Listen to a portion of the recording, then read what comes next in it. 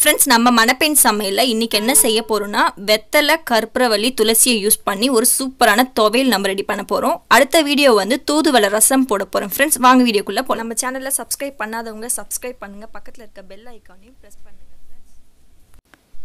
Friends ஒரு கடாய் வெச்சுக்கோங்க. கடாய் நல்லா காஞ்ச பிறகு ஒரு 3 ஸ்பூன் அளவுக்கு ஆயில் விட்டுக்கோங்க.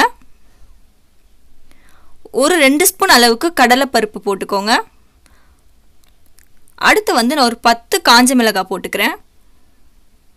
அடுத்து ஒரு 2 ஸ்பூன் அளவுக்கு உளுந்தம் பருப்பு. அடுத்து வந்து 2 துண்டு இஞ்சி போட்டுக்கோங்க. அடுத்து வந்து ஒரு 5 பல் பூண்டு போட்டுக்கோங்க. फ्रेंड्स சின்ன வெங்காயம் வந்து நான் ஒரு 10 எடுத்து வச்சிருக்கேன், அதையும் போட்டுருங்க.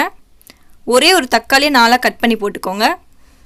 போட்டு நல்லா ஃப்ரை பண்ணிக்கோங்க. ஒரே ஒரு கொழுந்தான வெத்தலை நான் போட்டுக்கிறேன். ஒரு கைப்பிடி அளவு துளசி ப்ளஸ் ஒரு 2-3 கற்பூரவள்ளி இலை, இது எல்லாத்தையும் நம்ம போட்டுடலாம். போட்டுட்டு லைட்டாக வதக்கிக்கோங்க. இதுக்கப்புறமேட்டு ஒரு 2-3 பீஸ் மட்டும் தேங்காய் பீஸ் போடுங்க. நிறைய யூஸ் பண்ணக்கூடாது சளி டைமில், அதனால் 2-3 பீஸ் மட்டும் யூஸ் பண்ணிக்கலாம் தேங்காய் பீஸ். அடுத்து கொஞ்சமாக புளி வச்சுக்கலாம். இப்போ இதை நல்லா ஆற வச்சுட்டு நம்ம மிக்சியில் போட்டு நல்லா கிரைண்ட் பண்ணிடலாம் பேஸ்ட்டாக. இதுக்கு தேவையான அளவு உப்பு போட்டுக்கோங்க. இப்போ கடாயை வச்சுக்கோங்க ஃப்ரெண்ட்ஸ். அதில் வந்து நான் ஒரு 5 ஸ்பூன் அளவுக்கு ஆயில் விட்டுக்கிறேன். கடுகு போட்டுக்கலாம். கருவேப்பிலை போட்டுடலாம். இப்போ இது நல்லா பொரியட்டும். பொரிஞ்ச பிறகு நம்ம என்ன ஆட் பண்ண போகிறோம்னா 3 காஞ்ச மிளகாய் ஆட் பண்ணிக்கலாம். இப்போ நான் அரைச்சி வச்சுருக்க விழுதை வந்து இந்த எண்ணெயில் நான் போட்டுடுறேன்.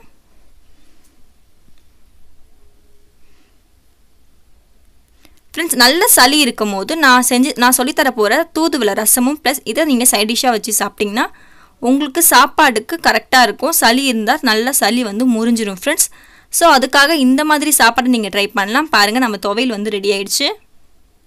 இப்போ இதை நான் ஒரு பவுலுக்கு மாற்றிடுறேன்.